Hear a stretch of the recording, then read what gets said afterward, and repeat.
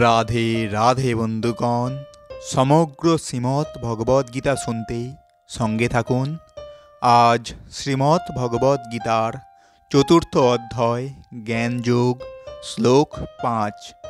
ওম নমো ভগবত বাসুদেবায়। জয় শ্রীকৃষ্ণ। শ্লোক 5। অর্জুনের কথা শুনেই ভগবান শ্রীকৃষ্ণ বললেন, শ্রী ভগবানুবাচ বহুনি মে ব্যতীতানি জন্মানি তব চার্জুন তান্নহং বেদ সর্বাণি ন তং বেথু পরন্তপ। অর্থাৎ পরমেশ্বর ভগবান বললেন, হে পরন্তপ অর্জুন, আমার ও তোমার বহু জন্ম অতীত হয়েছে। আমি সেই সমস্ত জন্মের কথা স্মরণ করতে পারি, কিন্তু তুমি পারো না। এর তাৎপর্য, ব্রহ্ম সংহিতাতে আমরা ভগবানের নানাবিধ অবতারের সম্বন্ধে জানতে পারি। সেখানে বলা হয়েছে, আমি পরম পুরুষোত্তম ভগবান আদিপুরুষ গোবিন্দের বা শ্রীকৃষ্ণের ভজনা করি, যিনি অদ্বৈত, অচ্যুত ও অনাদি। যদিও অনন্ত রূপে পরিব্যক্ত, তবুও তিনি সকলের আদি পুরাণ পুরুষ এবং তিনি সর্বদাই নব যৌবন সম্পন্ন সুন্দর পুরুষ। যারা শ্রেষ্ঠ বেদজ্ঞ, তাদের কাছেও ভগবানের সচ্চিদানন্দময় এই রূপ দুর্লভ। কিন্তু ভগবানের শুদ্ধ ভক্ত সর্বক্ষণ ভগবানকে এই রূপে দর্শন করেন।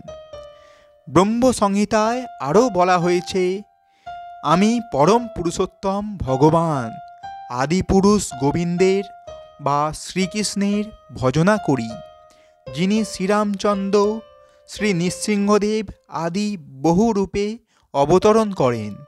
কিন্তু পরম পুরুষ শ্রীকৃষ্ণ হচ্ছেন তার আদি স্বরূপ এবং তিনি স্বয়ং অবতরণ করেন।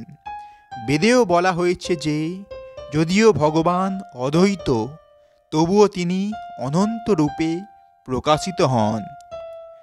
বৈদুর্য মণি থেকে যেমন নানা বর্ণ বিচ্ছুরিত হলেও তার নিজের কোনো পরিবর্তন হয় না, ভগবানও তেমন নানা রূপে প্রকাশিত হলেও তার নিজের কোনো পরিবর্তন হয় না।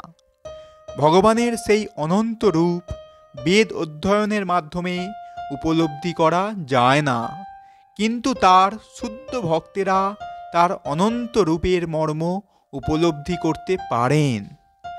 অর্জুনের মতো ভক্তেরা হচ্ছেন ভগবানের নিত্য সহচর। ভগবান যখন অবতরণ করেন, তখন তার অন্তরঙ্গ ভক্তেরা তাদের যোগ্যতা অনুযায়ী তার সেবা করার জন্য তার সাথে অবতীর্ণ হন। অর্জুন হচ্ছেন সেই রকম একজন ভক্ত। এই শ্লোকে বোঝা যায়, লক্ষ লক্ষ বছর আগে ভগবান যখন সূর্যদেব বিবস্মানকে ভগবদ্গীতা শোনান, তখন অর্জুনও অন্য কোনো রূপে সেখানে উপস্থিত ছিলেন। কিন্তু ভগবানের সঙ্গে অর্জুনের পার্থক্য হচ্ছে যে, ভগবান তা ভোলেননি, কিন্তু অর্জুন তা ভুলে গেছেন। বিভু চৈতন্য ভগবানের সঙ্গে অনুচৈতন্য জীবের এটাই পার্থক্য।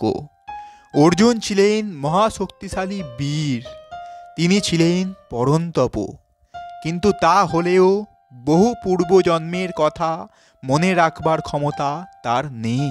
তাই ক্ষমতার মাপকাঠিতে জীব যত মহৎই হোক না কেন, সে কখনোই ভগবানের সমতুল্য হতে পারে না। যিনি ভগবানের নিত্য সহচর, তিনি অবশ্যই একজন মুক্ত ব্যক্তি, কিন্তু তিনি কখনোই ভগবানের সমকক্ষ হতে পারেন না। ব্রহ্ম সংহিতাতে ভগবানকে অচ্যুত বলে বর্ণনা করা হয়েছে। এর অর্থ হচ্ছে, জড় জগতে এলেও ভগবান মায়ার দ্বারা প্রভাবিত হয়ে কখনোই আত্মবিস্মৃত হন না। তাই জীব কখনোই ভগবান হতে পারে না। এমনকি অর্জুনের মতো মুক্ত জীবও সকল বিষয়ে ভগবানের সমকক্ষ হতে পারে না। অর্জুন যদিও ভগবানের শুদ্ধ ভক্ত, তবুও তিনি মাঝে মাঝে ভগবানের স্বরূপ বিস্মিত হন। আবার ভগবানের দিব্য কৃপার ফলে ভক্ত মুহূর্তের মধ্যে ভগবানের স্বরূপ উপলব্ধি করতে সমর্থ হন। কিন্তু অভক্ত বা অসুরেরা কখনো ভগবানের অপ্রাকৃত রূপ উপলব্ধি করতে পারে না। তারই ফলস্বরূপ গীতায় বর্ণিত ভগবানের এই দিব্য তত্ত্বকে আসরিক বুদ্ধি দিয়ে হৃদয়ঙ্গম করা যায় না। ভগবান শ্রীকৃষ্ণ ও তার নিত্য সহচর অর্জুন উভয়েই নিত্য শাশ্বত। কিন্তু লক্ষ লক্ষ বছর আগে ভগবান যে লীলা প্রকট করেন তা সমস্তই শ্রীকৃষ্ণের মনে আছে, কিন্তু অর্জুনের মনে নেই।